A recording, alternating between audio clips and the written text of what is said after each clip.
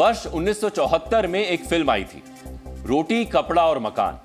अगर ये फिल्म आज बनी होती तो इस फिल्म का नाम होता कपड़ा रोटी और मकान। और हम ऐसा इसलिए कह रहे हैं क्योंकि एक वक्त था जब भारत में लोगों की पहली प्रायोरिटी रोटी यानी भोजन हुआ करता था और उसके बाद कपड़े। लेकिन अब ये ट्रेंड बदल चुका है। अब भारत में लोगों की टॉप प्रायोरिटी है कपड़ा और उसके बाद आता है भोजन यानी रोटी। इसीलिए अब लोग रोटी से ज्यादा कपड़ों पर खर्च कर रहे हैं। यह बात भारतीयों की खर्च करने की क्षमता को बताने वाले घरेलू उपभोग व्यय सर्वेक्षण यानी HCES की रिपोर्ट में पता चला है, जिसे नेशनल सैंपल सर्वे ऑफिस यानी NSSO तैयार करता है, जिसकी ताजा रिपोर्ट जारी हो चुकी है। वर्ष 2011 के मुकाबले 2022-23 में भारतीय परिवारों का घरेलू खर्च 2.5 गुना तक बढ़ चुका है। वर्ष 2011 में एक ग्रामीण परिवार हर महीने घर खर्च में औसतन 1,430 रुपए खर्च करता था, जो अब बढ़कर 3,773 रुपए हो चुका है। इसी तरह वर्ष 2011 में एक शहरी परिवार का घर खर्च औसतन 2,630 रुपए प्रति महीना था, जो 2022-23 में बढ़कर 6,459 रुपए प्रति महीना हो चुका है। HCES सर्वे में एक और बात पता चली है। ग्रामीण भारत की सबसे गरीब 5% आबादी हर महीने औसतन 1,373 रुपए खर्च करती है और सबसे अमीर 5% आबादी हर महीने 10,501 रुपए खर्च करती है। दोनों के बीच का अंतर 7 गुना से भी ज्यादा है। इसी तरह शहरी भारत की सबसे गरीब 5% आबादी हर महीने 2,001 रुपए और सबसे अमीर 5% आबादी 20,824 रुपए खर्च करती है। दोनों के बीच का अंतर 10 गुना से भी ज्यादा है। ये आंकड़े हमारे देश में अमीर और गरीब के बीच खाई की चौड़ाई को बताती है, जो बेहद ज्यादा है। HCES सर्वे में घर खर्च को मुख्य तौर पर 2 हिस्सों में बांटा जाता है। पहला फूड आइटम्स और दूसरा नॉन फूड आइटम्स। एक वक्त था जब आम भारतीय परिवारों का अधिकतम खर्च भोजन पर हो जाता था, लेकिन अब वक्त बदल चुका है। अब भारतीय परिवार घर खर्च का पैसा भोजन से ज्यादा अन्य चीजों पर खर्च कर रहा है। ग्रामीण भारत में एक परिवार हर महीने अपने घर खर्च का औसतन 46% हिस्सा भोजन पर खर्च कर रहा है, जबकि 2011 में यह आंकड़ा 52.9% था। और शहरी भारत में हर परिवार अपने घर खर्च का 39% हिस्सा भोजन पर खर्च कर रहा है। वर्ष 2011 में शहरी परिवार अपने घर खर्च का 42.62% हिस्सा भोजन पर खर्च कर रहा था।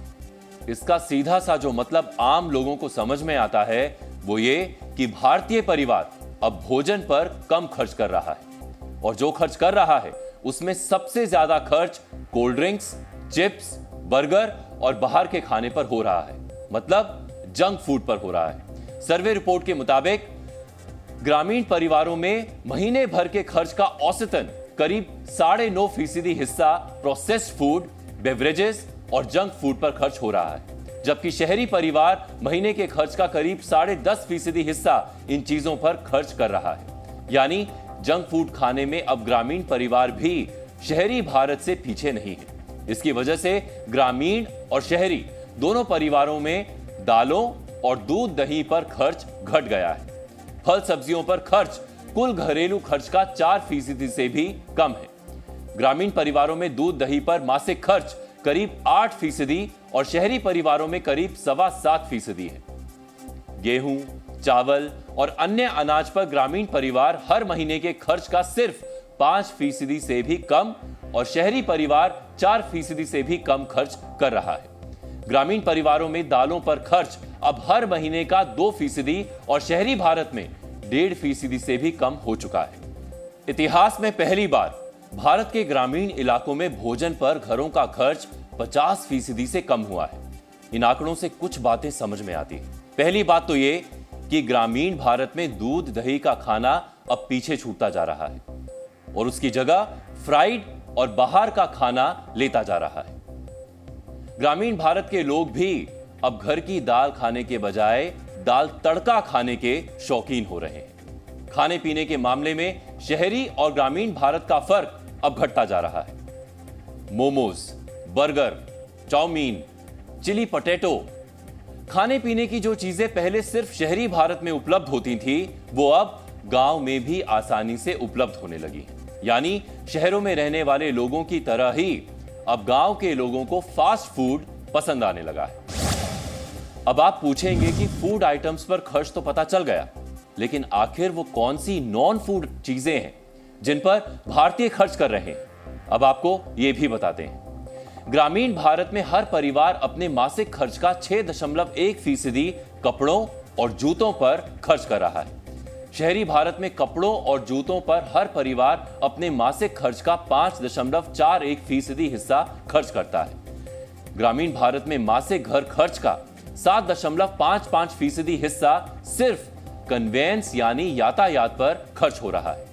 शहरी भारत में मासिक खर्च में यातायात पर खर्च का हिस्सा 8.59% है। इसके बाद सबसे ज्यादा खर्च मेडिकल पर हो रहा है। ग्रामीण भारत में हर परिवार के मासिक घरेलू खर्च का औसतन 7% से ज्यादा इलाज और दवाइयों पर खर्च हो रहा है। शहरी भारत में यह खर्च मासिक खर्च का करीब 6% है। इसके बाद बारी आती है बिजली और ईंधन की। ग्रामीण भारत में मासिक घरेलू खर्च का 6.66% बिजली गैस के बिल भरने में इस्तेमाल होता है। शहरी भारत में यह खर्च 6.26% है। इस सर्वे में जो एक बड़ी चीज पता चली है वो ये है कि वर्ष 2023 में कपड़ों पर औसत घरेलू खर्च 2018 की तुलना में 20% बढ़ गया है, जबकि खाने पर खर्च केवल 10% ही बढ़ा है। इस बदलाव के पीछे कई कारण हैं और ये बदलाव इतने बुरे भी नहीं। एक्सपर्ट्स के मुताबिक भारतीयों की आय बढ़ रही है, जिससे वो अपनी बुनियादी जरूरतों के अलावा अन्य चीजों पर खर्च कर सकते हैं। यह बदलाव भारत की बढ़ती अर्थव्यवस्था और बदलती जीवन शैली का संकेत है। खाने पीने की जब बातें होती थी, उसको स्टेटस सिंबल और फर्स्ट प्रायोरिटी की जरूरत, नीड माना जाता था। जब वो जरूरत पूरी हो गई, यानी मास्लोज हायरार्की ऑफ नीड अगर हम देखेंगे तो एक जरूरत, एक नीड, वांट और डिमांड, 3 अलग अलग चीज़ें होती हैं। एक नीड जैसे ही पूरी होती है, आपको सेटिस्फैक्शन मिलता है, वो आपकी वांट में ट्रांसफॉर्म हो जाती है, और वो वांट कंज्यूमर की जब फुलफिल होती है, सेटिस्फैक्शन के लेवल पे पहुंचा, तो वो डिमांड में ट्रांसफॉर्म हो जाती है। तो परचेजिंग पावर बढ़ी, इनकम बढ़ा, लोगों का रोजगार बढ़ा, तरह तरह तरीकों से धनोपार्जन हो रहा है, पैसे आ रहे हैं, यानी परचेजिंग पावर बढ़ी। परचेजिंग पावर जब बढ़ी तो जो बेसिक नीड है, खाना पीना, जो कि शरीर की ज़रूरतों को पूरा करता था और समाज में एक स्टेटस सिंबल भी होता था, वो वांट में क्रिएट हुई। जब वांट भी आपकी पूरी हो गई तो सोशल स्टेटस और मेंटल कंजम्पशन के लिए, मेंटल सेटिस्फैक्शन के लिए, अपने आप को डिफरेंट दिखाने के लिए सोसाइटी में क्या चीज़ें, आर्टिफिशियल चीज़ें, कंज्यूमर इलेक्ट्रॉनिक्स और इन सब चीज़ों पे ध्यान गया। तो यहाँ पे जो प्रोडक्ट या सर्विस या गुड्स होता है, जैसे खाना हो गया, रोटियाँ हो गई, ये सारी चीज़ें, उनकी जो लुक्रेटिव वैल्यू होती है, अट्रैक्टिव वैल्यू होती है, वो एक बहुत नॉर्मलाइज हो जाती है, नॉर्मल हो जाती है, कॉमन हो जाती है। तो अब अट्रैक्शन किन चीज़ों का बढ़ता है? जो आपके पास नहीं है या कम अवेलेबल है, तो वो है इलेक्ट्रॉनिक गजट की चीज़ें। तो ये 2 फैक्टर ऐसे हैं जो पहले क्यूज क्रिएट हुआ उनके दिमाग में, फिर वो ट्रिगर में कन्वर्ट हुए, और ट्रिगर में कन्वर्ट होने के बाद आज लोगों को लगने लगा है कि टीवी और फ्रिज और एसी वगैरह अब ये लग्जरी नहीं है, ये लग्जरी से घट करके इनका एक तरीके से डिग्रेडेशन हो गया है। ये सामान्य जीवन के आवश्यक उपयोग करने वाली उपभोक्ता की चीज़ें हैं, और हर उपभोक्ता या कंज्यूमर ये सोचता है कि उनके घर में आज टीवी और फ्रिज होना चाहिए।